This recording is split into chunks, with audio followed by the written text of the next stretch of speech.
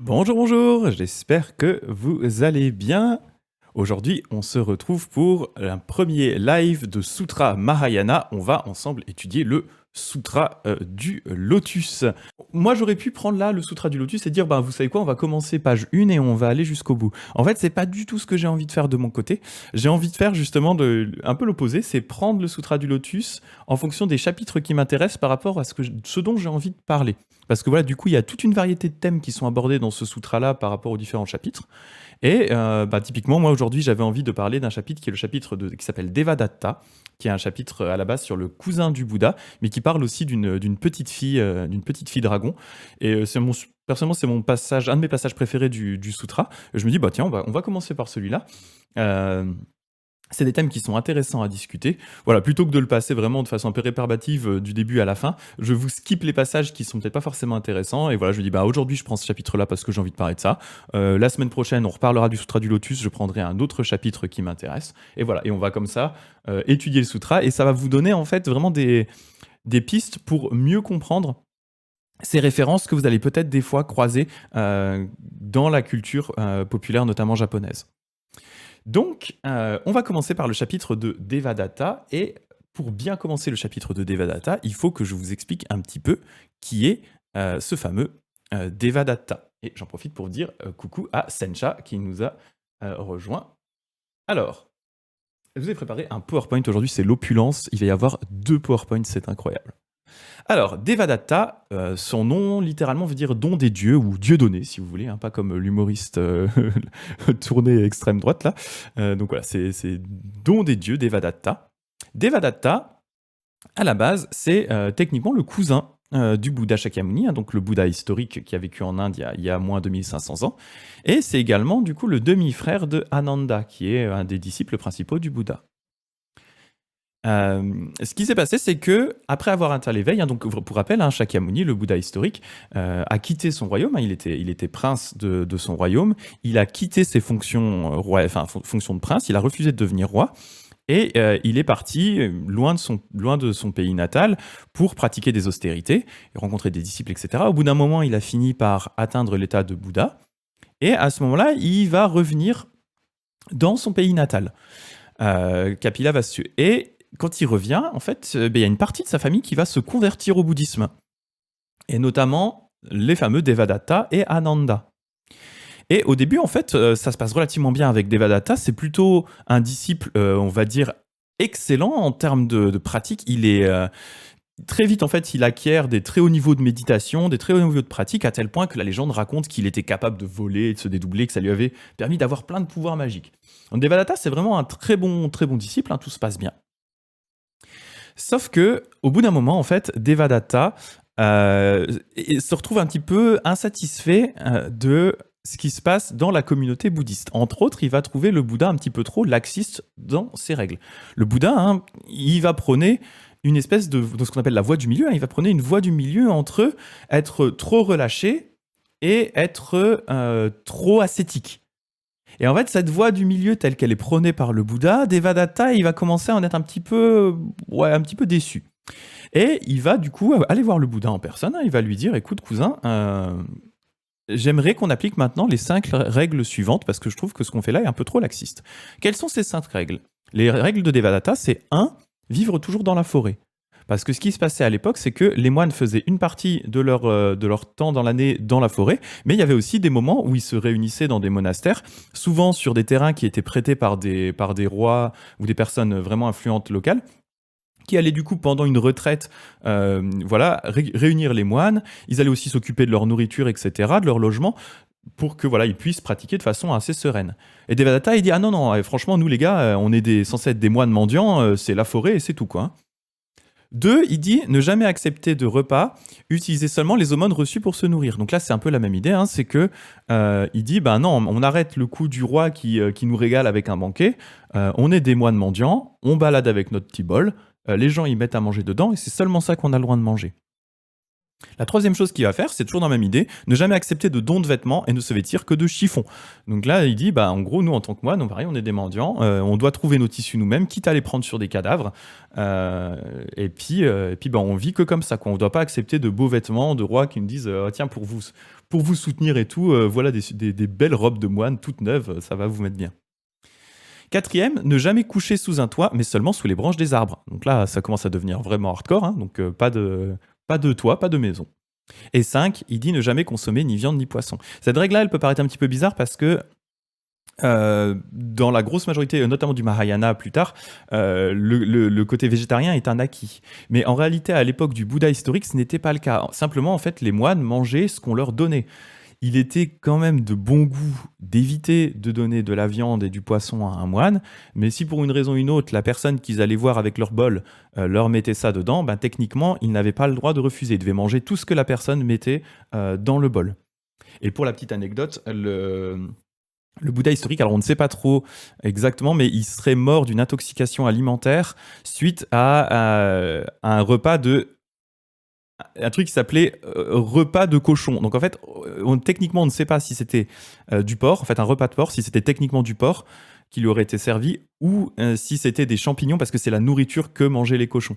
Donc voilà, on ne sait pas trop l'un dans l'autre, mais potentiellement, il pourrait être mort après avoir mangé du porc qui était périmé ou quelque chose comme ça. Donc Devadatta, il va dire, voilà, ça c'est mes 5 règles, j'aimerais qu'à partir d'aujourd'hui, on applique ces 5 règles, parce que, voilà, concrètement, c'est trop laxiste les règles qu'on fait actuellement. Le Bouddha, il va dire nope. Enfin, il va pas dire techniquement un vrai nope ferme, il va dire je comprends ton idée, et honnêtement, si les moines, s'il y en a qui veulent suivre ton délire, moi, il n'y a pas de souci. Par contre, l'imposer à toute la communauté, imposer ça comme des règles strictes, c'est non. Ça, je fais pas. Si vous voulez le faire, c'est votre choix. Si vous voulez être un peu plus strict que je ne le suis, vous pouvez, il n'y a pas de souci, mais je vais à aucun moment dire à tous les moines, maintenant, ces 5 règles-là, elles sont obligatoires. Donc Devadatta, il n'est pas content, il a un peu le seum. Donc ben, qu'est-ce qu'il va faire? Il va quitter la communauté et il y a un certain nombre de disciples qui vont le suivre. La légende raconte que derrière, il y a d'autres disciples du Bouddha qui vont revenir et qui vont aller récupérer des disciples. En réalité, il semblerait qu'il y ait quand même réellement une communauté de moines qui se soit formée autour de Devadatta et qui ait en réalité continué à se développer à un certain niveau, en fait, sur plusieurs générations derrière. Et en fait, ce qui va se passer avec le pauvre Devadatta, c'est que sur la base de cette histoire-là, où ben voilà, il s'est un petit peu embrouillé avec le Bouddha sans plus, il va avec le temps finir par être de plus en plus diabolisé, présenté comme une personne extrêmement mauvaise. Ça va devenir le vilain d'histoire. Il va avoir le vilain edit, quoi. Il va être de plus en plus caricaturé comme une personne extrêmement méchante. Les sutras vont commencer à raconter qu'il aurait tenté de tuer le Bouddha en lui lançant un éléphant. Alors moi, depuis que j'ai joué à Palworld, je sais qu'on joue à Palworld et on prend les pals comme ça et on les lance, même s'ils sont gigantesques. Bon, voilà, Devadatta, il fait ça, il a lancé un éléphant sur le Bouddha. Bon, en vrai, il a juste énervé un éléphant. Et bon, le Bouddha, un éléphant enragé, le Bouddha l'aurait arrêté. L'éléphant, pas Devadatta. Et voilà, Devadatta, il va tellement commettre de méfaits, en tout cas suivant la littérature bouddhiste, qu'il aurait fini par se faire carrément gober par la terre suite à ses crimes, et il arriverait directement dans le pire enfer, dans lequel il doit rester une période extrêmement, extrêmement longue. Et du coup, même les récits antérieurs, parce qu'il y a toute une littérature qui existe dans les vieux sutras qui parle des vies antérieures du Bouddha et de ses proches, hein, par exemple la femme du Bouddha, Devadatta, etc. Du coup, même dans ces vies antérieures, il va être vraiment présenté comme un antagoniste, hein, comme un vilain, comme l'ennemi du Bouddha. Donc on va vraiment en faire un peu la caricature du méchant, un petit peu le Judas du bouddhisme d'une certaine façon. Donc voilà un peu où on en est. Donc ça, c'est de là qu'on part au niveau de Devadatta quand arrive notre bon vieux Sutra du Lotus avec un chapitre qui s'appelle justement Devadatta. Et là, quand on voit Devadatta, on se dit oula, le Sutra du Lotus, il va encore l'enfoncer, et il va le caricaturer comme une personne horrible, etc. Et en fait, on va voir que ce n'est pas du tout le thème du chapitre de Devadatta. Donc, on va regarder ça ensemble. Je vais passer en mode lecture. Waouh, unbelievable. Par contre, j'ai poussé mon micro parce qu'il est en plein dans le champ. Voilà.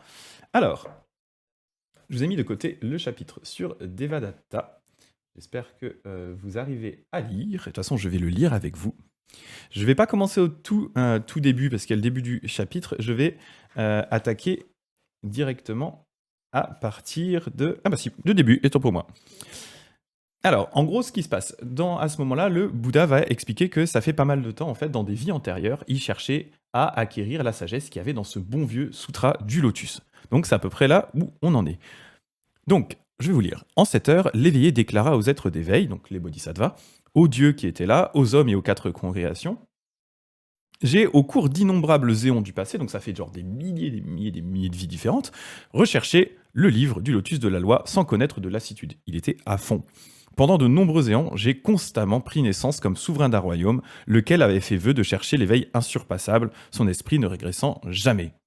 Dans son désir de mener à leur plénitude les six perfections, ça c'est ce sont des pratiques que doit faire le bodhisattva. Alors des pratiques, ce sont des sortes de valeurs, quoi. Le bodhisattva doit vraiment pratiquer et doit travailler, qui sont notamment, donc il y en a 6, et je suis sûr que je vais encore en oublier une, comme les 7 nains. Il y a la générosité, le don, hein, ce qu'on appelle le don. Il y a la discipline, donc le fait de voilà, suivre les préceptes, etc., éviter de faire des trucs mauvais.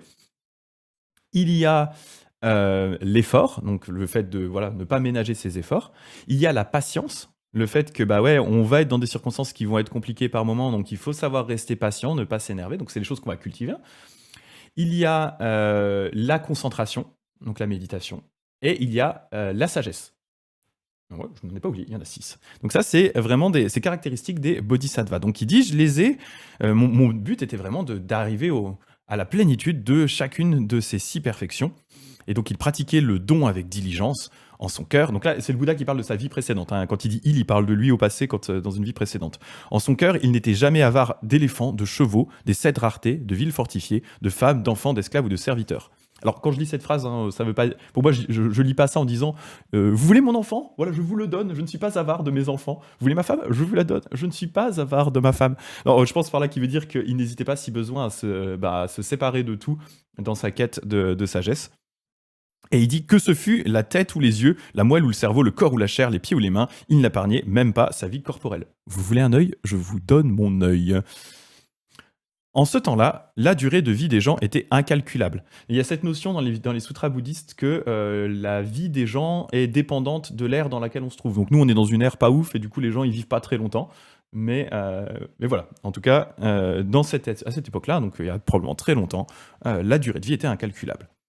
Pour l'amour de la loi bouddhiste, il avait rejeté royaume et trône, confiant le pouvoir politique au prince héritier. Donc voilà, il est devenu moine, hein, quoi, et fait battre le tambour pour proclamer aux 4 vents qu'il recherchait la loi, donc le sutra du lotus. Et là, il se dit, bon voilà, qui sera capable de m'exposer le grand véhicule?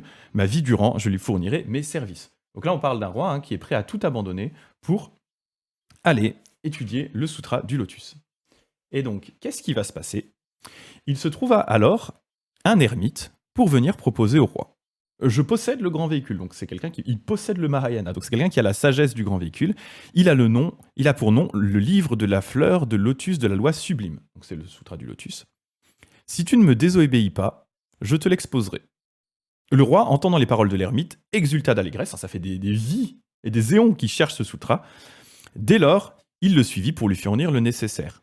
Il cueillait les fruits, puisait de l'eau, ramassait le bois, préparait les repas, lui faisait même une couche et un siège de son corps, sans se lasser en corps ou en esprit. Donc, carrément, il fait la chaise humaine, un ningen issu pour Edogawa Rampo, pour les fans de... Voilà, il n'hésite pas, hein, il donne tout ce qu'il a pour son maître. Le temps qu'il passa à son service fut de 1000 années, et dans son zèle à l'assister, il ne se le laissa jamais manquer de rien. Donc c'est vraiment un disciple bien vénère. Alors, le vénéré du monde, donc le Bouddha, voulant réitérer cette idée, s'exprima en stance. Donc ça, c'est toujours classique, hein, dans les sutras. On a une partie en prose, et ensuite on va redire globalement ce qu'on a dit, mais en poème, pour que ce soit plus facile à mémoriser. Il dit « Je me remémore les éons passés, alors que dans ma quête de la loi, je me trouvais être ce roi d'un royaume séculier. Pourtant, nullement avide des 5 voluptés, il battit la cloche pour proclamer aux 4 orients « Qui donc possède la grande loi ? S'il l'explique à mon intention, je ferai de ma personne son esclave. » Il y eut alors un ermite, Anachorète, qui vint proposer au grand roi. « Je possède un enseignement subtil et sublime qui se trouve rarement dans le monde. Si tu es capable de t'exercer à la pratique, je te l'exposerai. » Le roi, entendant les paroles de l'ermite, conçut en son cœur une grande liesse. Il se mit à le suivre et subvint à son nécessaire, ramassant bois, fruits et légumes, pour les lui offrir respectueusement au moment propice, parce qu'il s'en tenait en pensée et inclination à la loi sublime. Il n'avait nulle lassitude de corps ou d'esprit, c'était pour les êtres en général qu'il recherchait avec diligence la grande loi. certes pas pour lui-même, ni pour la délectation des 5 désirs. Ainsi, tout en étant roi, dans sa quête diligente, il gagna cette loi et obtint finalement de réaliser l'état d'éveillé. Voilà pourquoi je vous parle à présent. Et c'est là où ça doit devenir intéressant, parce que vous me dites, ok, bah, tu nous parles de cette histoire avec le roi et son ermite, quel est le rapport avec Devadatta? Et c'est là où ça devient intéressant. L'éveillé déclara au moine, le roi de ce temps-là, c'était moi-même. Et l'ermite d'alors, c'était l'actuel don des dieux, Devadatta. C'est grâce à don des dieux, l'ami de bien, que je fus amené à disposer totalement de 6 perfections, de la charité, de la compassion, de l'allégresse, du renoncement, des 32 marques, des 80 signes secondaires. Donc ça, c'est les marques d'un Bouddha, hein. Par exemple, le fait qu'il a une touffe blanche là au milieu de la tête, qu'il a des longs bras, etc., des roues gravées sous les pieds. Donc tout ça, tous ces marques-là, donc c'est les marques d'un Bouddha. Donc il dit, c'est tout ça, c'est grâce à Devadatta.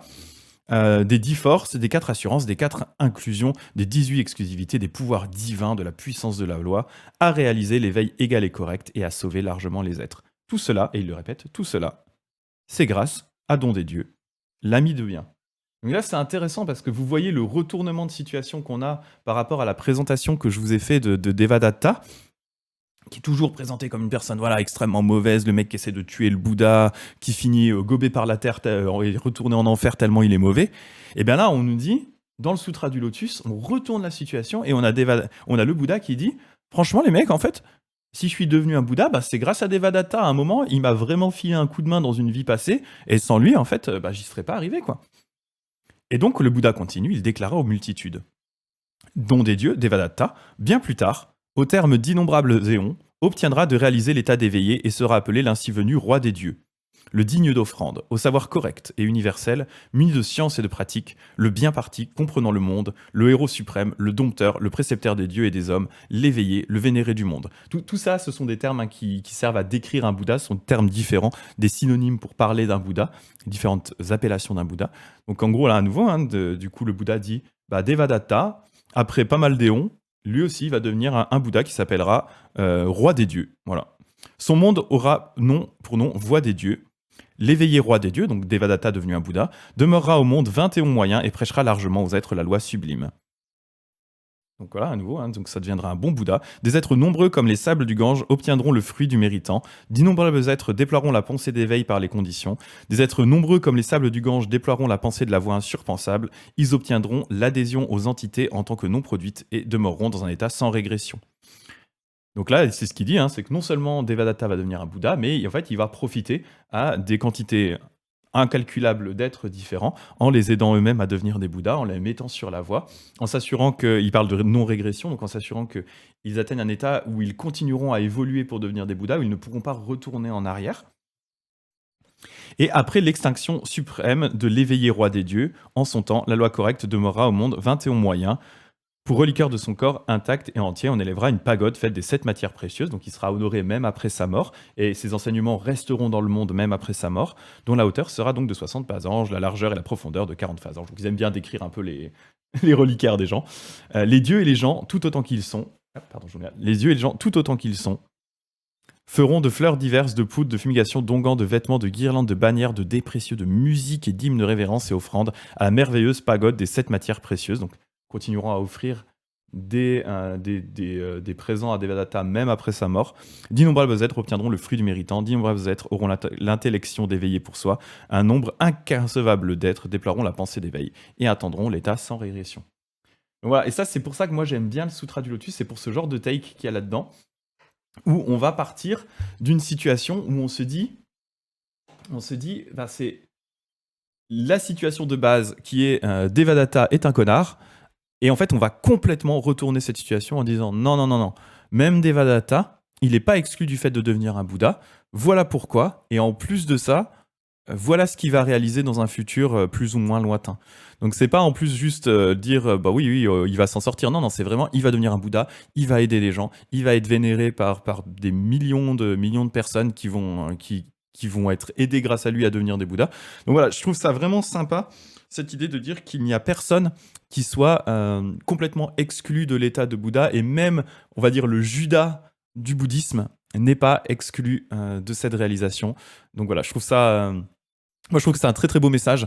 Alors, ils disent pas, bien sûr, hein, de Devadatta, ils disent pas, il va claquer des doigts, il va devenir un Bouddha. Hein. Ils disent, ça va prendre du temps. Il y a aussi cette idée-là. Hein. Faut pas imaginer que du coup, n'importe qui peut devenir un Bouddha. Des personnes extrêmement mauvaises qui deviennent des Bouddhas comme ça d'un coup. Alors, ça pourrait éventuellement, s'ils changent vraiment d'avis ou qui retournent vraiment leur cœur d'une certaine façon. Mais là, on dit avec Devadatta, oui, ça va prendre du temps, mais à terme, ça va se faire. Donc là, c'est la première partie de ce sutra, de ce chapitre du sutra qui s'appelle Devadatta, que je trouve sympathique. Et il y a dans ce sutra une deuxième partie que je voulais voir avec vous, qui, elle, va parler de bouddhisme et de misogynie. Histoire d'aborder un thème qui est assez contemporain et qui était en fait un thème avec le patriarcat qui est globalement là depuis toujours. Et pour ça, comme on est aujourd'hui dans l'opulence la plus complète, je vous ai préparé un deuxième PowerPoint, attention, un deuxième PowerPoint, pour vous parler à nouveau de la situation dans laquelle on est à l'époque et vers quoi le Sutra du Lotus va essayer d'aller. Donc, je vous montre ce petit PowerPoint misogynie et bouddhisme. Je vais partager l'écran. N'hésitez pas à commenter aussi si vous avez des remarques par rapport à ce qu'on vient de discuter là. N'hésitez pas aussi bien sûr à follow, donc à suivre la chaîne si jamais ce n'est pas déjà fait. Donc je bois un tout petit coup.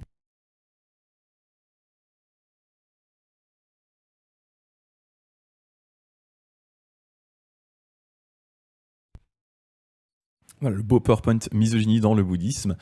Alors, ça mériterait une présentation beaucoup plus complète que ce que j'ai fait là. Hein. À nouveau, comme avec Devadatta, hein, je suis pas rentré dans l'ensemble des détails. Le but là, c'est juste de vous donner un petit peu de contexte pour voir de quoi on part et vous permettre de comprendre un peu mieux vers où le Sutra du Lotus essaye d'aller par rapport à tout ça.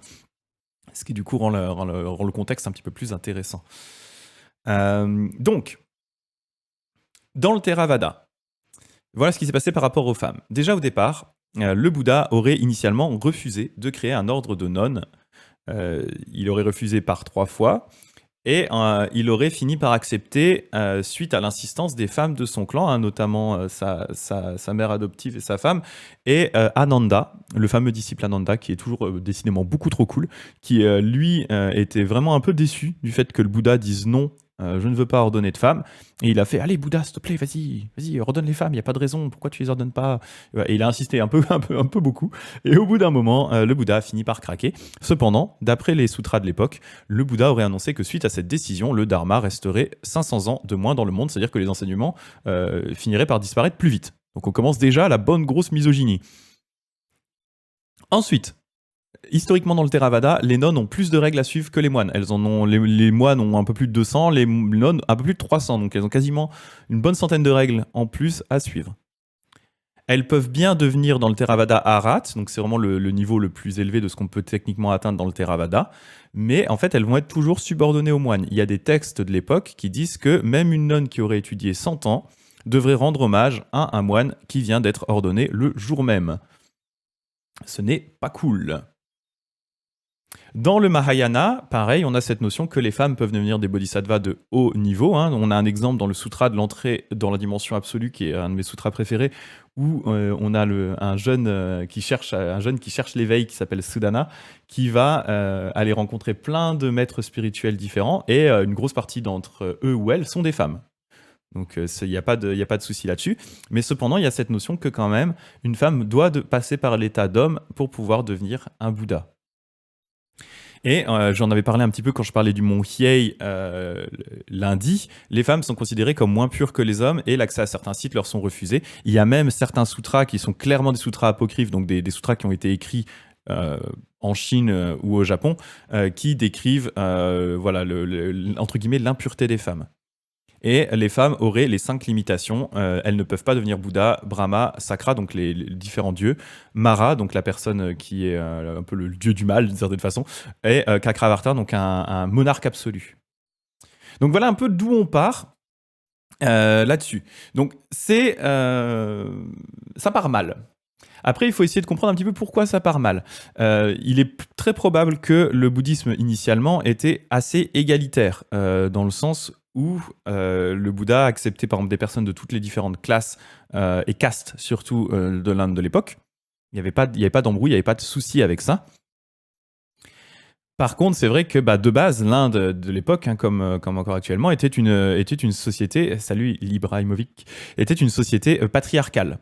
Donc, qui dit société patriarcale dit que bien forcément les structures de l'époque vont avoir tendance à transformer les choses. Il faut imaginer que le bouddhisme, comme je dis, à la base, s'est transféré à part orale pendant plus de 500 ans.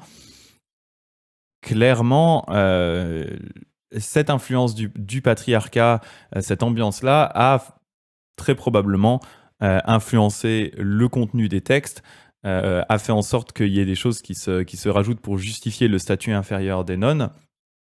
Et étant donné que quasiment tous les pays dans lesquels le bouddhisme est passé par la suite sont des sociétés patriarcales, eh bien, au fur et à mesure, le statut des nonnes s'est assez fortement dégradé.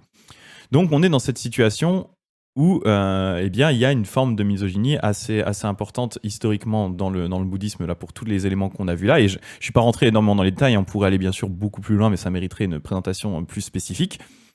Donc, voilà un peu là où on en est par rapport à ça, et c'est là qu'intervient le Sutra du Lotus avec une histoire intéressante qui est toujours dans le chapitre de Devadatta, qui est l'histoire de la petite fille Naga. Donc, on va parler de tout ça, mais avant, je vais vous montrer quelque chose d'assez marrant. Hop. Avant, je vais vous montrer. Donc, on était dans le chapitre de Devadatta qui, globalement, s'arrête. J'ai fait une petite marque ici. Et la partie sur la petite fille Naga continue un petit peu plus bas. Entre-temps, ce qu'on a, c'est une page de pub. On a littéralement un paragraphe qui est entre les deux, qui est un paragraphe de pub pour le Sutra du Lotus, pour expliquer que le Sutra du Lotus, c'est vachement trop bien. Donc je vais vous lire la petite pub, la petite hashtagade. J'ai mis un petit hashtag à côté, c'est une hashtagade. L'éveillé déclara aux moines, dans les âges à venir, s'il est des fils et des filles de bien qui entendent le chapitre don des dieux du livre du lotus de la loi sublime et y accordent foi et respect d'un cœur pur, sans concevoir ni doute ni égarement, ils ne tomberont pas dans les enfers, ni parmi les démons affamés, ni parmi les animaux, mais renaîtront en présence des éveillés des 10 Orients. Là où ils renaîtront, ils entendront constamment ce livre canonique. S'ils renaissent parmi les hommes ou les dieux, ils éprouveront des plaisirs exquis et s'ils se trouvent en présence d'un éveillé, ils renaîtront par métamorphose sur des fleurs de lotus. Là, c'est la partie hashtagade du Sutra du Lotus. Donc si vous avez entendu cette partie du Sutra, vous avez gagné des bénéfices. Voilà. Et ça, c'est un classique des Sutras Mahayana. À tel point que si on l'a pas, c'est presque bizarre. En fait, chaque sutra va vraiment avoir toujours ses petits encarts pour dire vraiment le sutra en lui-même, il apporte des mérites. Juste le fait de le lire, de le conserver, de le protéger, de le traduire, de le réécrire, de le copier, etc. Tout ça, ça apporte des mérites. Et donc voilà, on a ces petits encadrés pour expliquer à quel point le sutra, il est beaucoup trop cool et il apporte des mérites. Voilà. Donc ça, c'est l'encadré publicitaire entre les deux histoires. Et là, on va pouvoir passer à la partie qui est un petit peu plus longue, qui concerne la petite fille Naga. Donc, on a à ce moment-là un être d'éveil du nom d'Ama de Sagesse qui escortait main trésor. Donc, pour donner le contexte, dans les chapitres d'avant, il y a un autre Bouddha qui est apparu, il y a un monument mortuaire une stupa en fait, qui est apparu comme ça de nulle part, pas du sol, et il y a un autre Bouddha qui est sorti. Donc à ce moment-là, dans une scène où il y a deux Bouddhas en même temps. Et donc il y a le Bouddha Shakyamuni, qui est le Bouddha historique, et le Bouddha qui s'appelle Main Trésor. Donc on disait donc à ce moment-là, un être d'éveil du monde d'Ama de Sagesse, qui escortait Main Trésor, vénéré du monde dans la direction du Nadir, s'adressa à cet éveillé. Il dit, on retourne à la maison, retournons à notre terre d'origine.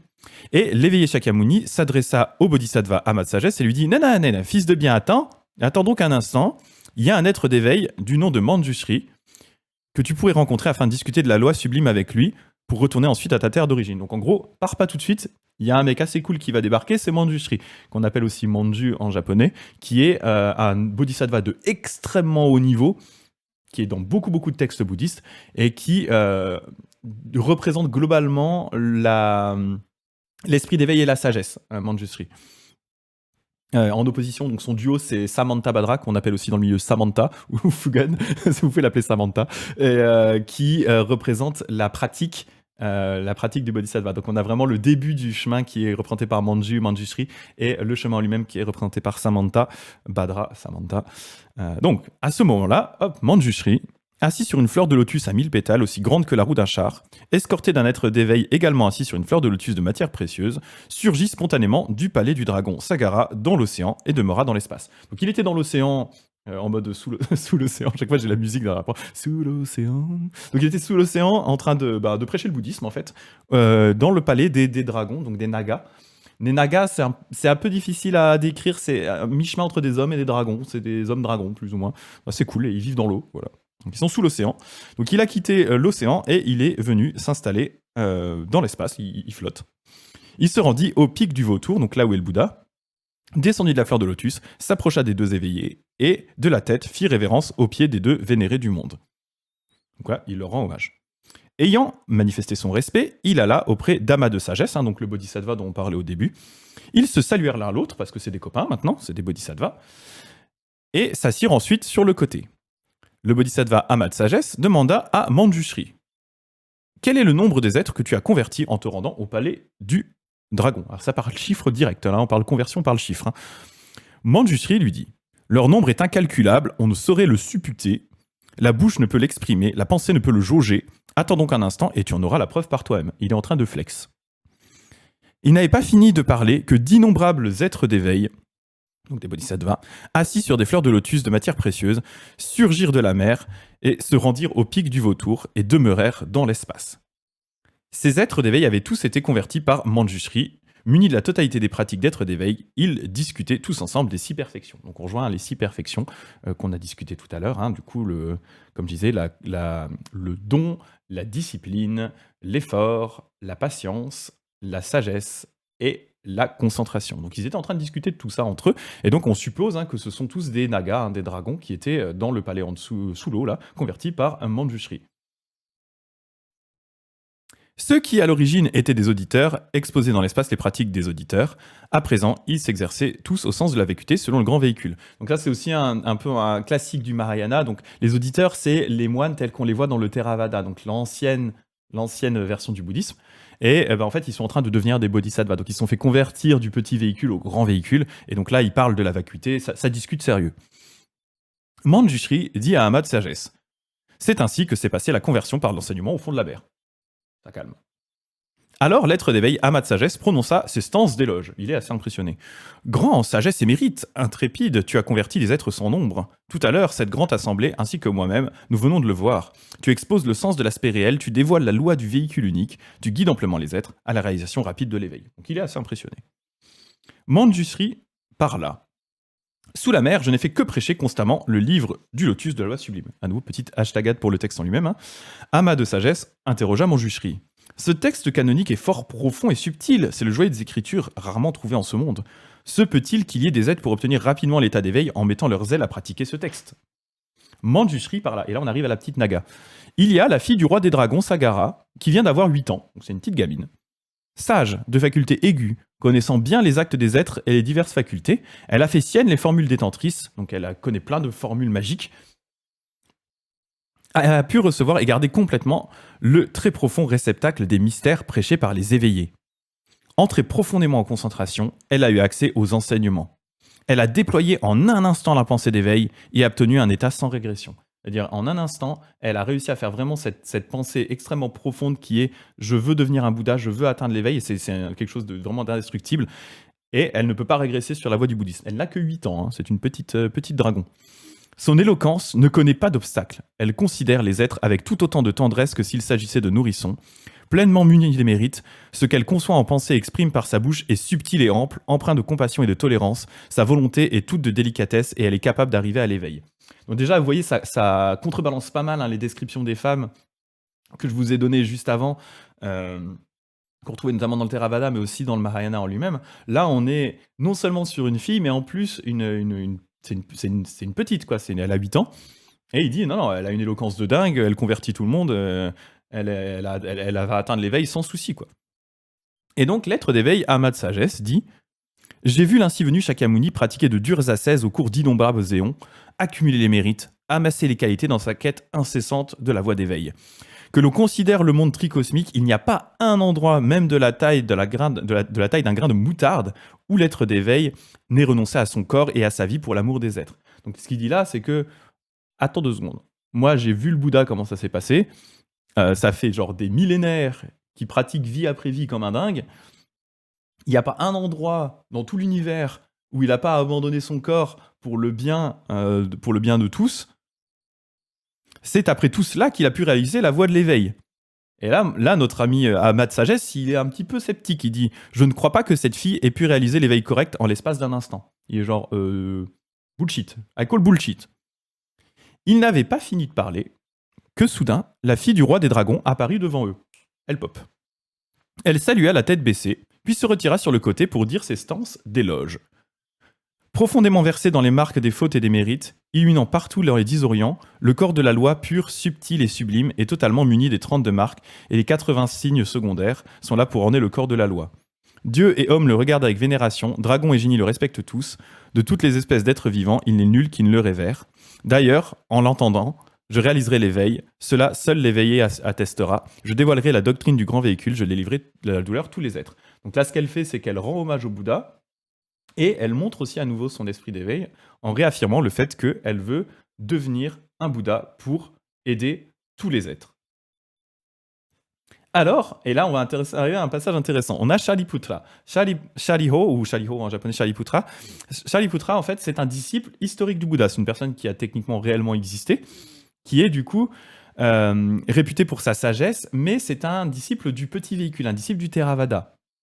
Et en fait, dans ces textes Mahayana, on va souvent le prendre un peu comme un peu le dindon de la farce. Hein. Le pauvre Shariputra, il va prendre un peu cher. On va vraiment le prendre comme l'archétype. Voilà, l'archétype de l'auditeur, l'archétype de la personne qui n'est pas réellement un bodhisattva. Donc, Shariputra, il n'est pas non plus convaincu. Shariputra déclara à la fille du roi dragon. La fille dragon. Tu estimes obtenir la voie insurpassable avant longtemps. C'est chose dure à croire. Pourquoi cela? Alors attention, misogynie en approche de Shariputra, c'est parti. Le corps féminin est souillé. Ce n'est point un vaisseau de la loi. Comment pourrait-il obtenir l'éveil insurpassable? La voie d'éveillé est hors de toute proportion. On passe d'innombrables éons, s'appliquant avec peine à accumuler les pratiques, à exercer pleinement en perfection. Ce n'est qu'après cela qu'on la réalise. Le corps de la femme comporte de surcroît les 5 obstacles. En premier lieu, elle ne peut pas devenir roi des dieux brahmiques, ni Indra. En second, ni le roi des diables. En troisième, ni un saint souverain de l'orbe. Et en quatrième, ni un éveillé. En cinquième. Comment un corps de femme pourrait-il réveiller rapidement l'état d'éveillé? Donc il n'y croit pas, et donc il rebalance les choses que je vous ai mis dans le PowerPoint juste avant. Il part en mode full misogynie. Que va faire la petite fille dragon à ce moment-là? La fille dragon avait alors une perle précieuse, dont le prix valait le monde tricosmique. Donc elle a une perle qui vaut le prix de l'univers. Alors je ne sais pas d'où elle sort la pierre qui vaut le prix de l'univers, mais elle avait sa perle qui vaut le prix de l'univers. Elle l'a pris pour l'offrir à l'éveillé, qui l'accepta aussitôt. Donc elle fait une offrande au Bouddha.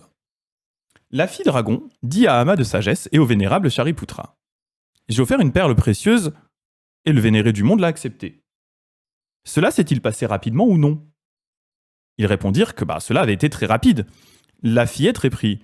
Eh bien regardez, grâce à vos pouvoirs divins, combien je réaliserai plus rapidement encore l'état d'éveillé.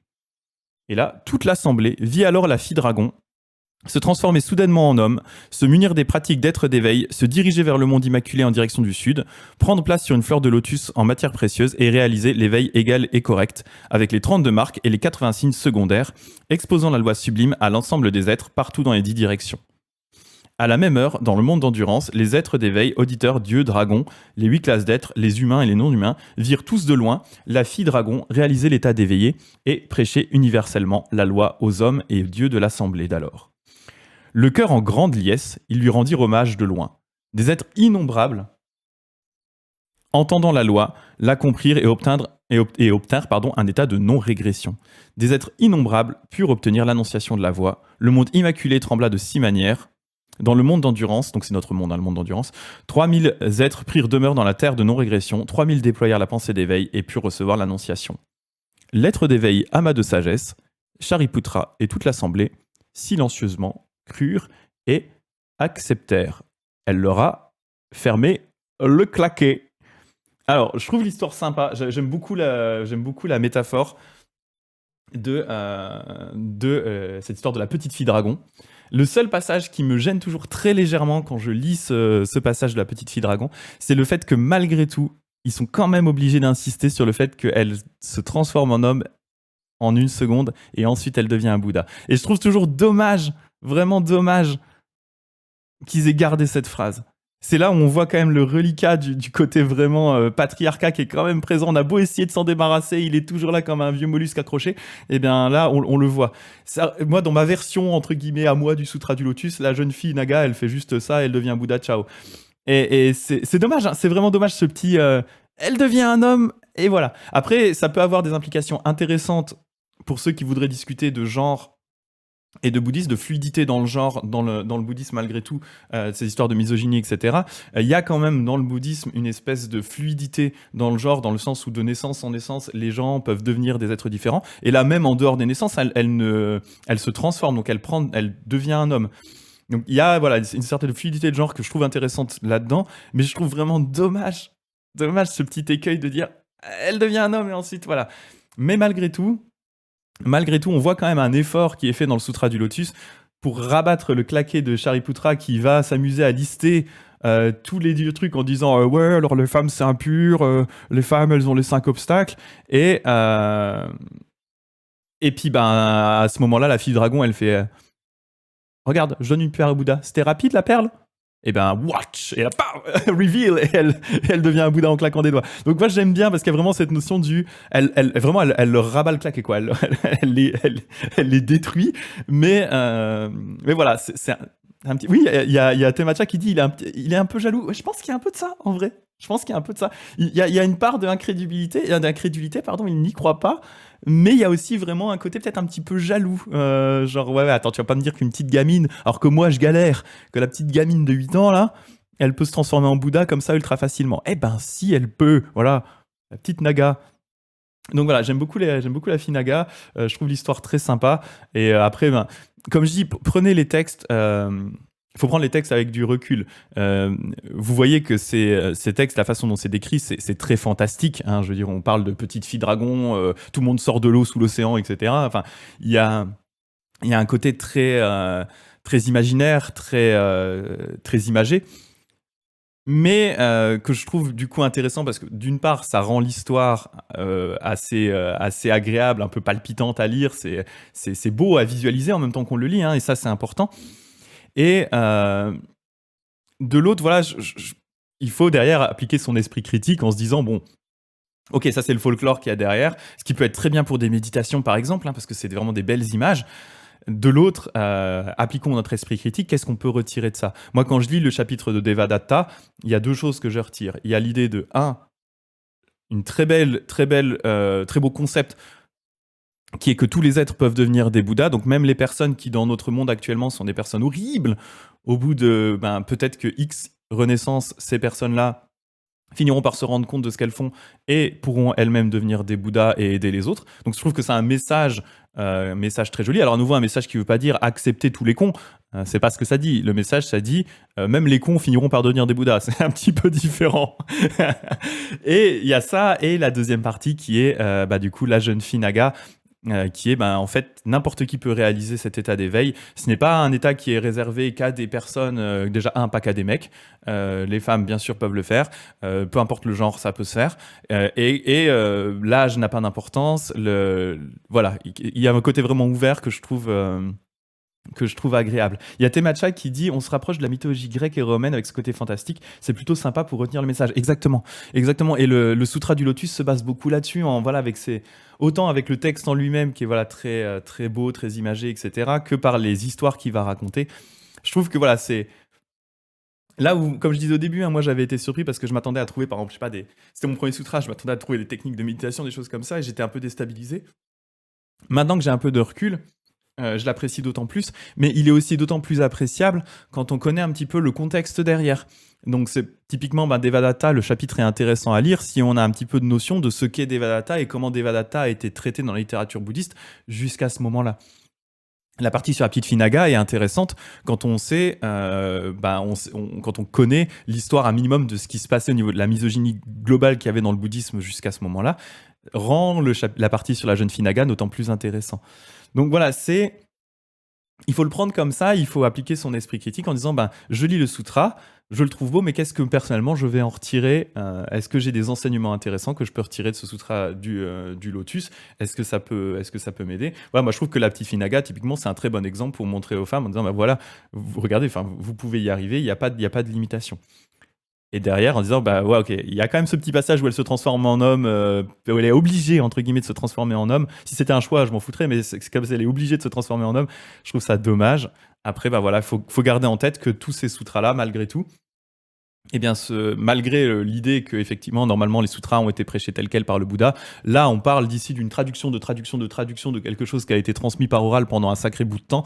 Allez pas me faire croire que les structures en place dans les pays par lesquels c'est passé n'ont pas un minimum impacté le contenu du texte. Je n'y croirais pas. Je ne croirais pas que ça, tel quel, c'est le message très exactement du Bouddha qui n'a pas bougé à travers les siècles. Non. Je veux dire, toute personne qui a déjà fait une traduction dans sa vie sait déjà que ça marche pas.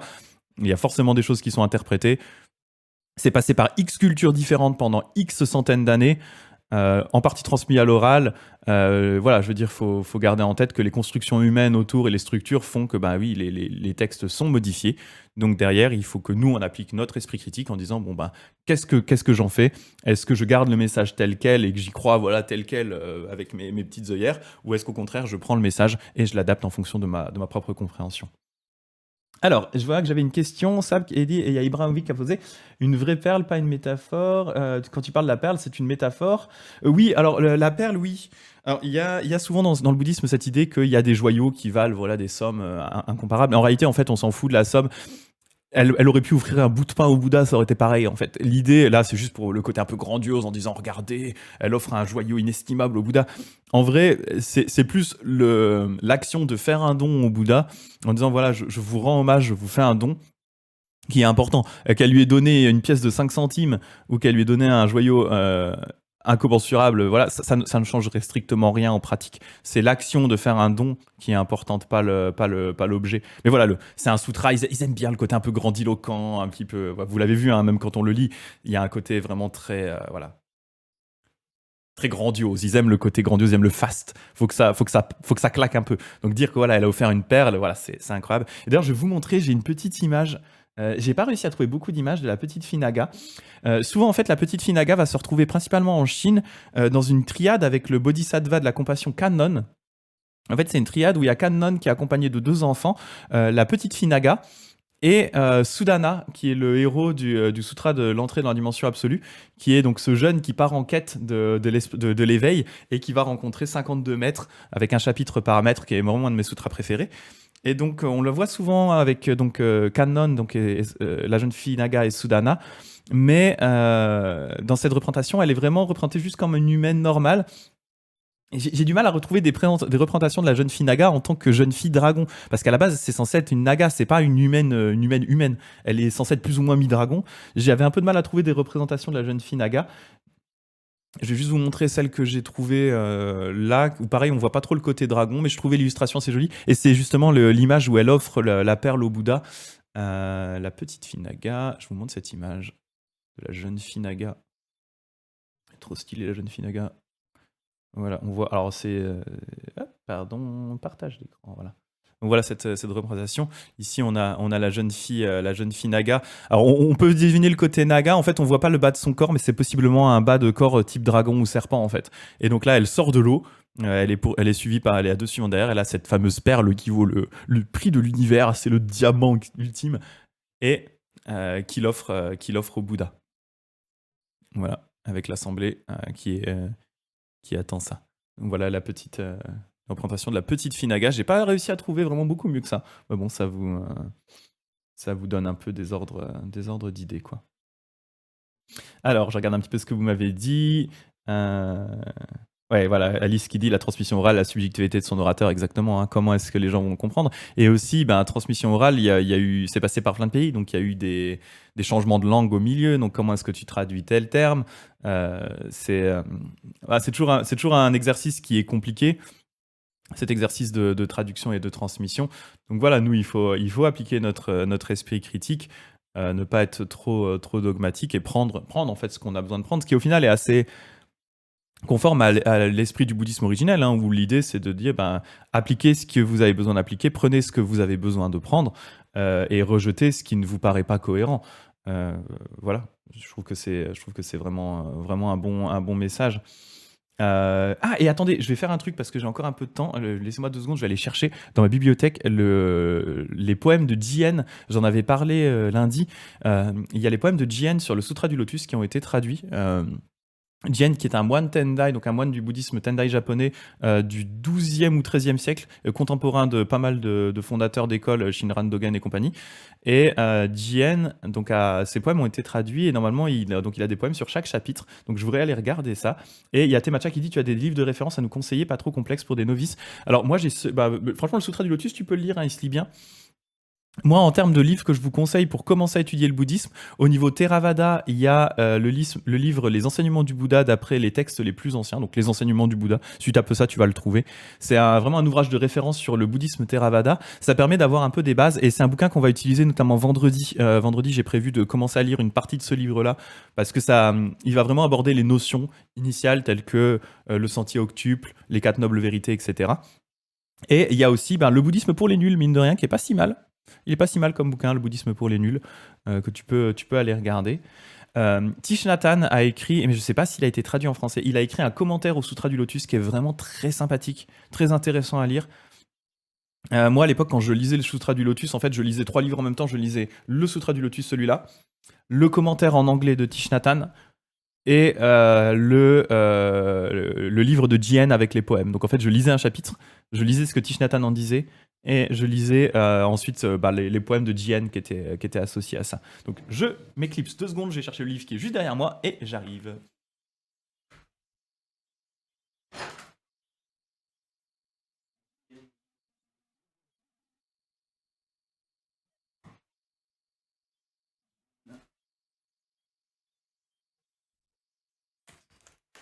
Derrière moi j'ai toute ma bibliothèque de livres sur le bouddhisme.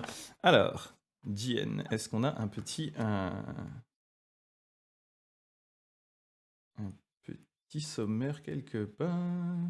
Ou est-ce que c'est simplement rangé par chapitre, peut-être? Chapitre. Ah bah voilà, c'est rangé par chapitre. Ça va nous aider, c'est rangé par chapitre. Alors, on est donc sur le chapitre. Il y en a écrit beaucoup pour celui-là Chapitre 9. Ah oui, non, c'est moi qui ai passé. Chapitre 9. Ah, voilà. On va regarder s'il y en a qui sont intéressants. Des fois, c'est un peu obscur, hein, c'est des poèmes japonais, même avec les commentaires, c'est un petit peu. Ah, tiens, celui-là est intéressant. Alors, je vais vous mettre ça. J'aime bien il y a un petit poème sur Devadatta qui est très sympathique. Alors, hop, je repasse en mode lecture. Voilà. Donc là, on est donc sur le chapitre 12, hein, Devadatta, don des dieux. Tout cela, c'est grâce à don des dieux. Et donc, le poème de Jien dit En une existence passée, lui qui fut mon guide, l'ermite des montagnes, aujourd'hui comme un ennemi, pourrait-on le regarder? Voilà, ça c'est très beau. Ça résume tout à fait le chapitre Devadatta.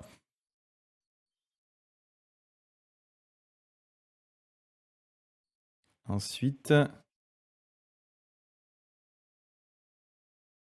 alors, je vais regarder sur la petite finague.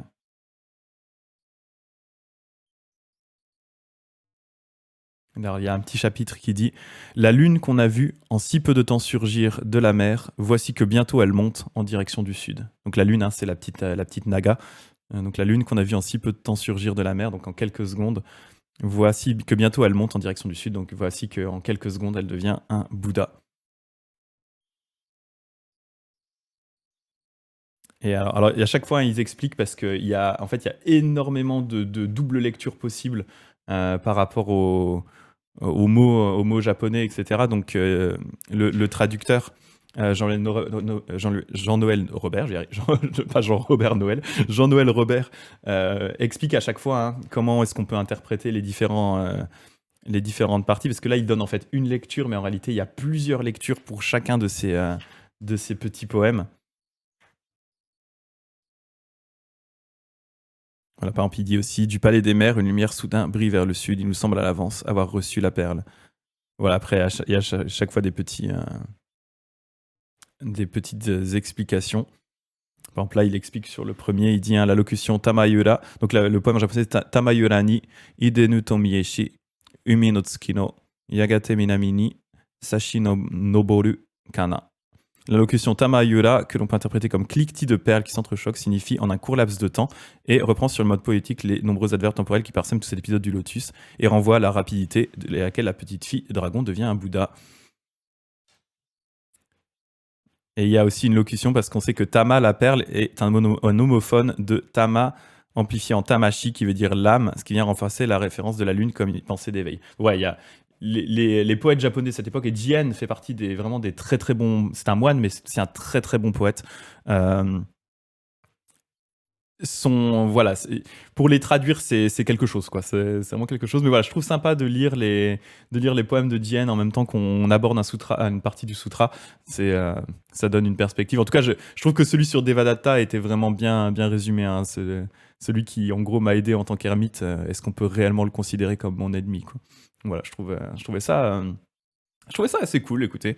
De vous présenter ce premier chapitre. Je vais continuer comme ça, vous présenter certains chapitres du Sutra du Lotus. Je compte pas faire forcément tout le texte, c'est pas le but. L'idée, c'est vraiment de vous parler de chapitres que je trouve intéressants ou sur lesquels j'ai envie de discuter.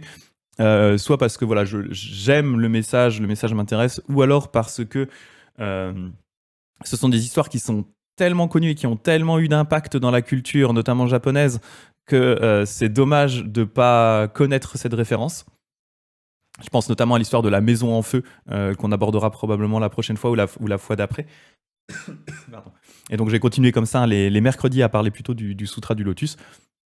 Et si vous avez en tout cas des questions à ce sujet-là, n'hésitez pas, j'ai encore une petite dizaine de minutes. Puis après, s'il n'y a pas de questions, on pourra arrêter ce live tranquillement. Je suis content d'avoir eu le temps d'aborder l'entièreté de ce chapitre. Je sais pas aussi comment est-ce que vous avez trouvé le côté la petite pub au milieu là. Je trouve ça vraiment marrant. Surtout que là, celle-ci, elle est pas forcément. Les pubs sont pas toujours placées comme ça dans le Sutra du Lotus, mais là c'était vraiment drôle parce qu'il y a la pub entre les deux. C'est vraiment entre les deux histoires quoi, qui sont un peu distinctes, qui n'ont pas un lien très fort entre les deux quoi. La partie Devadatta, la partie jeune Finaga. Et hop, on vous met une petite page de pub au milieu. Je trouve ça assez drôle. Voilà.